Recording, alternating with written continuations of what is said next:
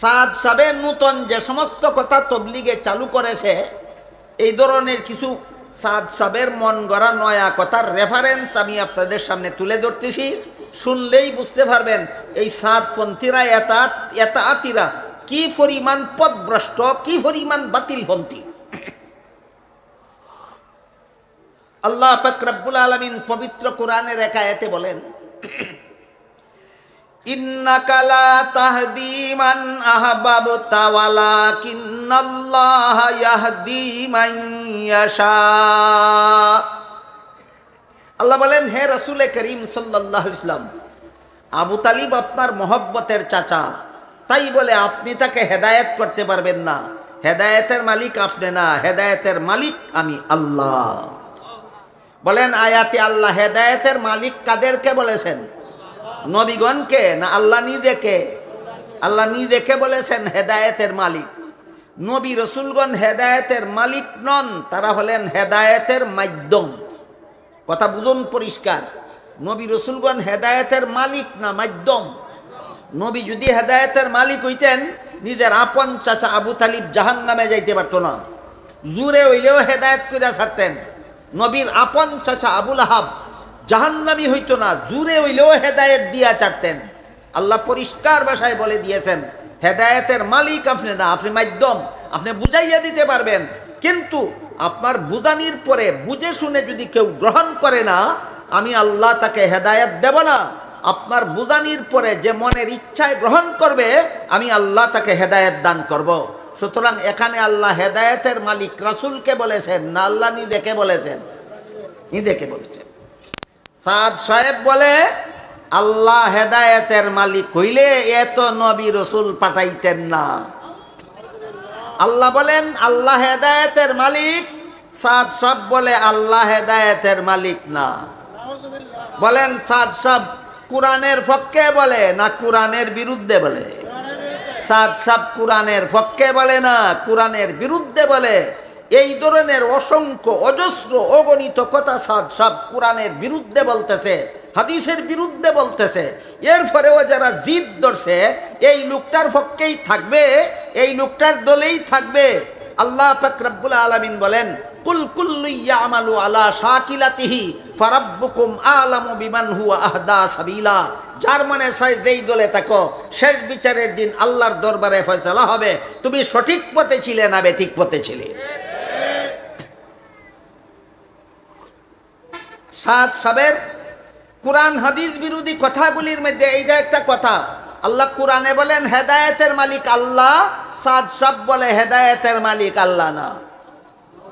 2 নম্বর, আল্লাহ পাক রব্বুল আলামিন পবিত্র কোরআনের এক আয়াতে বলেন, ওয়া ইযি বিতালা ইব্রাহিমা রাব্বুহু বিকালিমাতিন ফাতাম্মাহুন্না ক্বালা ইন্নী জাইলুকা লিন-নাসি ইমামা ক্বালা ওয়া মিন যুররিয়্যাতি ক্বালা লা ইয়ানালু আহদিজ জালিমিন। আল্লাহ ইব্রাহিম আলাইহিস সালামকে কতগুলি কঠিন পরীক্ষা নেওয়ার পর বলেছিলেন, আপনাকে আমি নবী বানাবো। ইব্রাহিম আলাইহিস সালাম বলেছিলেন, আমার পরবর্তী প্রজন্মকেও নবী বানান। আল্লাহ বলেন, প্রজন্ম হইলেই নবী বানাই না, বেগুনাহ হইলে নবী বানাই। কোনো নবীর পরবর্তী আওলাদ হইলে আমি নবী বানাই না। আমি যারে নবী বানাই সে জীবনে কোনোদিন গুনাহ করে না, যে গুনাহ করে না তাকে নবী বানাই, যাকে নবী বানাই সে কোনোদিন গুনাহ করে না। কাজেই নবী হওয়ার জন্য নবীর বংশ হওয়া জরুরি না, নবীর জন্য বেগুনাহ হওয়া জরুরি। আল্লাহ কি বলছেন কোরআনে, গুনাহগারকে নবী বানান না বেগুনাহকে নবী বানান? বেগুনাহকে নবী বানান। আল্লাহর দরবারে কোনো বান্দা গুনাহ করার মানেই হইল শাস্তিযোগ্য অপরাধ। গুনাহ মানেই শাস্তিযোগ্য অপরাধ। যে অপরাধের শাস্তি নাই এই অপরাধরে গুনাহ কয় না। যেমন ধরেন শ্বশুর জামাই একসাথে বইছে ওয়াজুন্ত, লড়াচড়ার সময় এক সময় শ্বশুরের গায়ে জামাইয়ের ফাও লেগে গেছে, বেখিয়ালে, ইচ্ছা করে লাগাইছে না, অনিচ্ছায়। অনিচ্ছায় আপনার কাছে যদি বিচার দেয় শ্বশুরে যে আমার জামাই এখান লাগে আমার শরীর ভাও লাগাইলো, বিচার করে দাও। আপনি যদি জিগান জামাই রে কেড়ে ভাও লাগাইছ, হয় বাবা দেখছি না মাপ চাই। এটা কি শাস্তিযোগ্য অপরাধ? মোটেও না, শাস্তিযোগ্য অপরাধ না। শাস্তিযোগ্য অপরাধ ওইটারাই কয় যেটা আল্লাহর দৃষ্টিতে গুনাহ হয়। আল্লাহ কি বলছেন? নবীগণকে শাস্তিযোগ্য অপরাধ যারা করে এদেরকে নবী বানান, না যারা অপরাধ করে না তাদেরকে নবী বানান? তাদেরকে নবী বানান। এটা আল্লাহর কথা।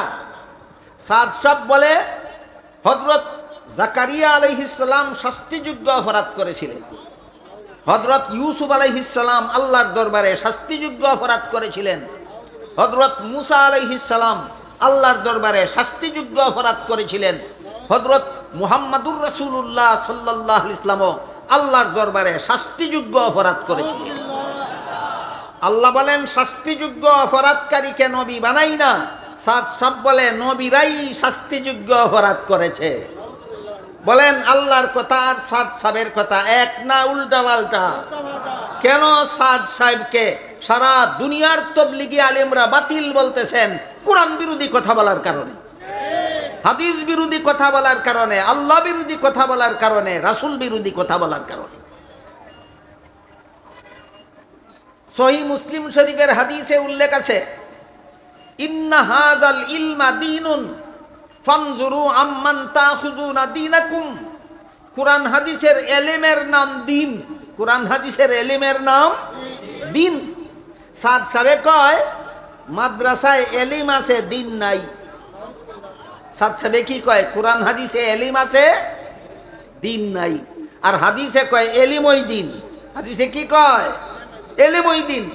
বুঝে থাকলে বলুন সাদ সাহেব হাদিসের পক্ষে কথা বলে না হাদিসের বিরুদ্ধে কথা বলে? একটা হাদিসের নাম আছে হাদিস জিবরিল।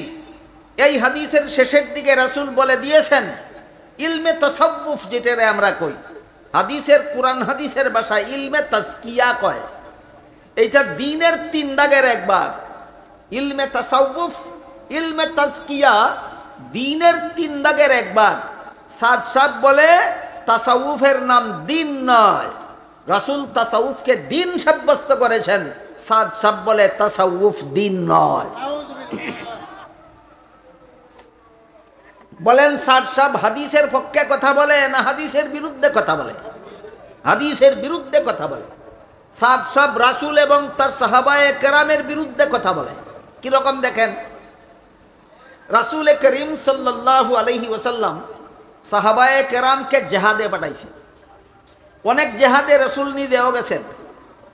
সেই জেহাদে শত্রুদের যে সমস্ত ধন সম্পদ মুসলমানদের হাতে আসতো, এই সমস্ত ধন সম্পদের এক অংশ দ্বারা রাসূল জেহাদকারী সাহাবাদের ভাতা দিতেন।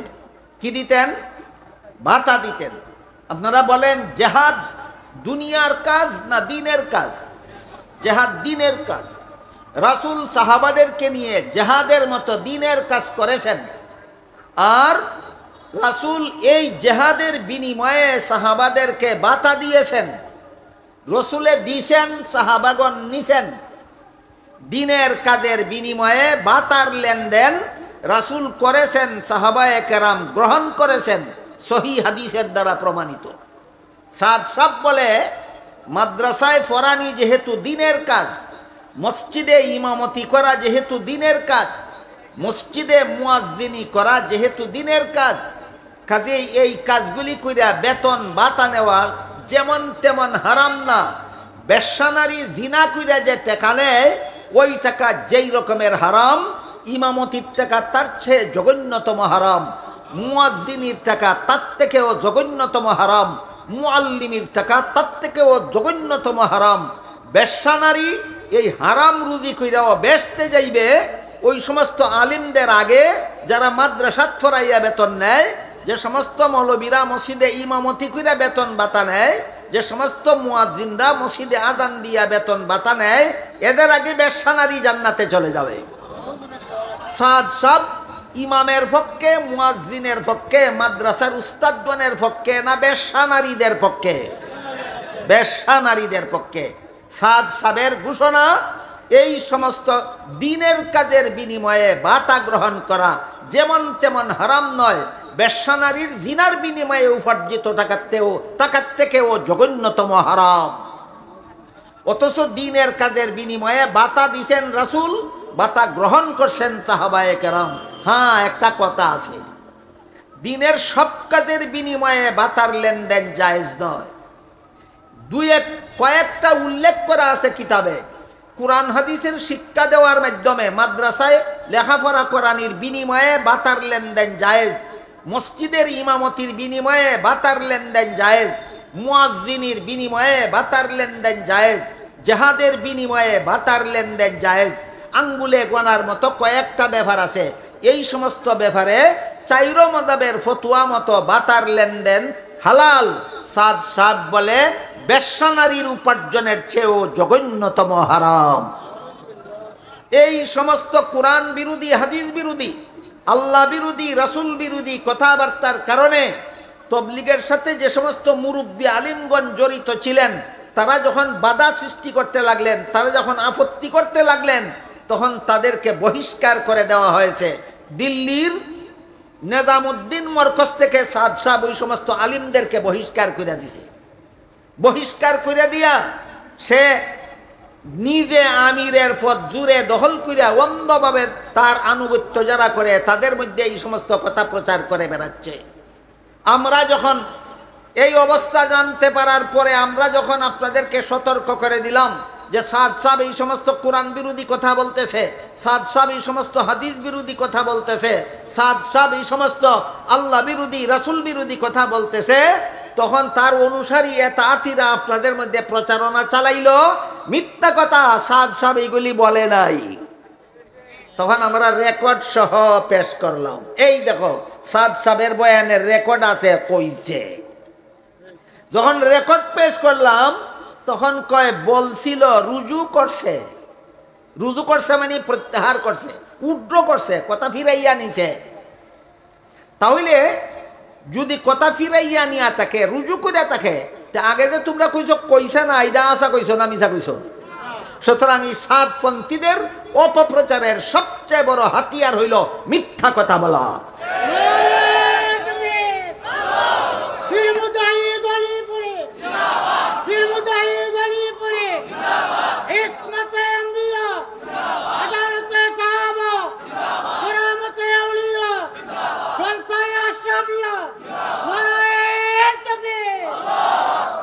মোহতারাম হাজিরিন, যখন কইল রুজু করছে, আমরা আবার প্রমাণ করলাম রুজু কর, তোমরা দেখো রুজু করছে, কবে রুজু করছে আমরা জানি না, তোমরা জানো। দেখো এর পরে আবার কইছে।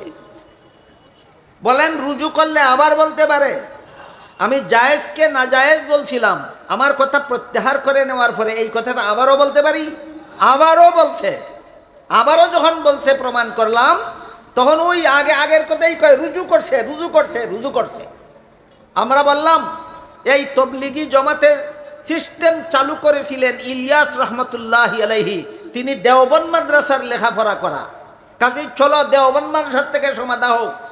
আজও পর্যন্ত সাদ সাহেব যে মাদ্রাসার থেকে তবলিগ বাইরইছে, দেওবন্দ মাদ্রাসা, সমাধানের জন্য এই মাদ্রাসায় আজও পর্যন্ত যাইতে রাজি হয় নাই। শেষ পর্যন্ত সারা দুনিয়ার মানুষ, সারা দুনিয়ার তবলিগিরা দেওবন্দ মাদ্রাসায় ফতুয়া তলব করলো। বললো এই দেখেন সাদ সাহেবের বক্তব্যের রেকর্ড, এই রেকর্ড শুনে আপনারা বলুন সাদ সাহেব সঠিক পথে আসে না পথভ্রষ্ট হয়ে গেছে। দেওবন্দ মাদ্রাসার থেকে ফতুয়া দেওয়া হইল সাদ সাহেব সঠিক পথে নাই, পথভ্রষ্ট হয়ে গেছে। দেওবন্দ মাদ্রাসার ফতুয়া বাইরিবার আগে এই কথাগুলি আমি যখন বলতাম, তখন অনেকেই আমার মুখ বরাবর প্রতিবাদ করে বলতো দেওবন্দ থেকে কোনো ফতুয়া নাই, আপনি কিসের বলে কথা বলেন? যখন দেওবন্দ থেকে ফতুয়া বাইর হইয়া গেল যে সাদ সাহেবের মতামত ভ্রষ্ট মতামত, ভ্রান্ত মতামত, তখন এরা দেওবন্দের পেট জাল করছে। কি জাল করছে? দেওবন্দের চিঠি লেখার যে প্যাড আছে, পেট জাল করছে, জাল কইরা পাল্টা বিবৃতি দিছে।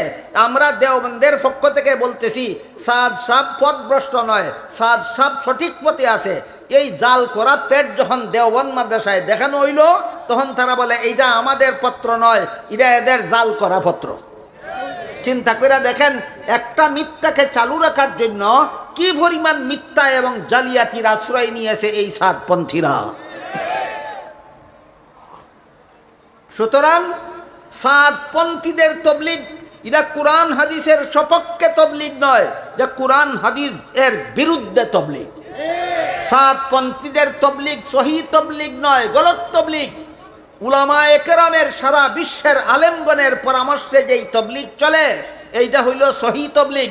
এইভাবে সাদ সাহেব বিশ্বজুড়া তবলিগি জমাতকে দুইটা টুকরা করিয়া দিছে, দিয়া এই তবলিগি জমাতের মধ্যে একটা ফাটল সৃষ্টি করে দিয়েছে। কাজেই এখন আমাদের জন্য বিশেষ প্রয়োজনীয়তা দেখা দিয়েছে গভীরভাবে যাচাই করে যেই জমাতটা সঠিক সেই জমাতের সাথে আমাদের থাকা দরকার, যেই জমাতটা ভ্রান্ত এই জমাতকে পরিহার করা দরকার। সারা দুনিয়ার সমস্ত হক্কানি উলামায়ে কেরাম সাদপন্থীদেরকে প্রত্যাখ্যান করেছেন, সাদ সাহেবকে তবলিগি জমাতে অবাঞ্ছিত ঘোষণা করেছেন। বুঝে থাকতে বলুন, সাদ সাহেব বিশ্বজোড়া তবলিগি জমাতে বাঞ্ছিত না অবাঞ্ছিত? এই অবাঞ্ছিত লোকের পক্ষে যারা থাকবে, অবাঞ্ছিত লোকের পক্ষে যারা থাকবে, এই লোকে যত মিথ্যা কথা বলতেছে, যত কোরআন হাদিস বিরোধী কথা বলতেছে, সবগুলির সমান গুনাহ এতাআতীদের আমলনামায় লেখা হবে। আর আপনারা যারা উলামায়ে কেরামের পরামর্শ মতো তবলিগ করবেন, সারা জীবন ভর তবলিগ করে আপনারা যত সওয়াব পাবেন, হযরত ইলিয়াস রাহমাতুল্লাহিল আলাইহির আমলনামায় সমপরিমাণ সওয়াব লেখা হবে। আল্লাহ আপনাদের আমাদের সবাইকে সঠিক তবলিগ আর ভ্রান্ত তবলিগের পার্থক্য করে তবলিগের নামে ভ্রান্ত মতবাদ পরিহার করত সহি তবলিগের সাথে জড়িয়ে থেকে আমাদের দুনিয়া আখিরাতের জীবনকে সফল করার তৌফিক দান করুন। সবাই বলুন আমিন।